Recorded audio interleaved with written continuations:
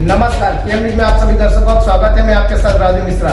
विशेष जानकारी के लिए देखिए हमारी ये रिपोर्ट। इमरान मसूद ने कहा, राहुल जी ने भारत जोड़ो यात्रा निकाली, परिवर्तन शुरू हो गया। जो अब माहौल बना है, ये भारतीय जनता पार्टी के विरोध की जो राजनीति है वो तो केवल कांग्रेस के ऊपर है। पहले जब मैं पार्टी में था, काम करने में बहुत अच्छा अनुभव रहा है। दुर्भाग्य ये है कि 1 साल 1.5 साल में पार्टी में नहीं रहा, अब घर वापसी कर रहा हूँ मैं। देखिए इस वक्त के जो हालात हैं, उन हालात के अंदर राहुल जी ने भारत जोड़ो यात्रा की। भारत जोड़ो यात्रा के बाद एक परिवर्तन का दौर शुरू हुआ और अब जो माहौल बना है उसके अंदर 2 ही ध्रुवों के ऊपर देश की राजनीति घूमती हुई नजर आती है, भारतीय जनता पार्टी और भारतीय जनता पार्टी का विरोध। और भारतीय जनता पार्टी का विरोध की जो राजनीति है वो केवल कांग्रेस के ऊपर है। तो इसलिए मेरा पहले भी पार्टी में था, मैं काम करने का मेरा बहुत अच्छा अनुभव रहा। दुर्भाग्य है कि 1 साल मेरा 1.5 साल में पार्टी में नहीं रहा।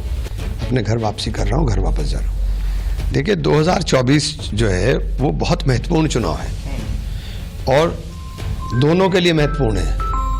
इधर एक इस पक्ष के लिए भी और दूसरे पक्ष के लिए भी, दोनों जी जान से जुटे हुए हैं। तो 2024 का चुनाव बड़ा घमासान वाला चुनाव होगा। देश के अंदर सब लोग अपनी ताकत लगा करके लगे हुए हैं, क्योंकि बेरोजगारी चरम पर है, नौजवान परेशान है और नौजवान का ध्यान हटाने के लिए नए नए मुद्दे, नित नए मुद्दे उठते रहते हैं कि नौजवान अपने रोजगार को ना पूछ ले, किसान अपनी फसल का दाम ना पूछ ले।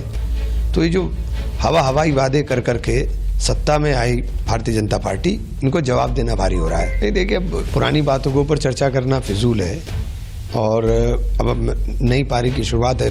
पार्टी में जा रहा हूँ। प्रियंका जी का स्नेह मुझे हमेशा प्राप्त रहा, राहुल जी ने हमेशा मुझे बेइंतहा मोहब्बत दी।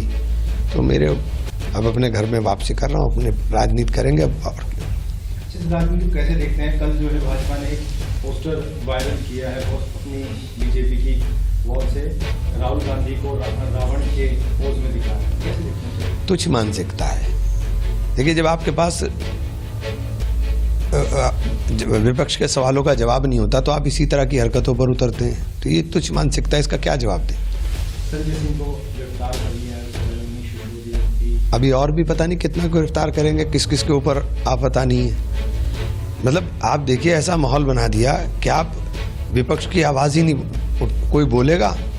पहले विपक्ष का सम्मान होता था, पहले विपक्ष के अंदर कोई विपक्ष का नेता बात करता था तो सम्मान होता था और सम्मान के साथ उस बात को सुना भी जाता था और आलोचना को सहन किया जाता था। यहाँ सहन शक्ति ही नहीं है, अपनी आलोचना को बर्दाश्त नहीं कर पाते। अगर आप विपक्ष में हैं, आप सत्ता पक्ष में हैं, तो विपक्ष का काम तो आलोचना करना है, आपकी गलत नीतियों की आलोचना करेंगे। आप सही, सब काम सही तो नहीं आप कर सकते कि आप सब काम सही करेंगे। तो जो आप कोई आलोचना करेगा वो इस तरह का शिकार होगा इन चीज़ों का।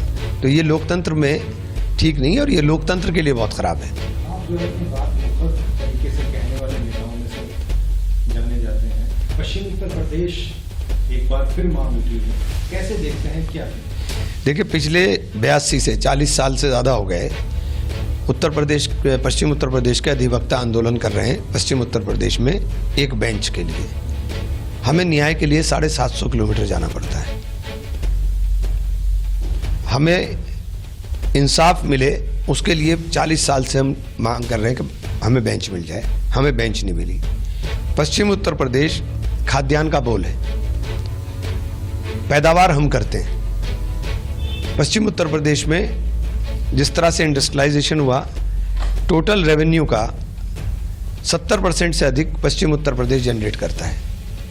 लेकिन दुर्भाग्य है कि पश्चिम में उतना सब कुछ करने के बावजूद पश्चिम के अंदर एक बिजली कारखाने को छोड़ के नरौरा को कोई मुझे दूसरा नज़र नहीं आता कि कोई बिजली का कारखाना भी है, जो सबसे ज़रूरत की चीज़ है।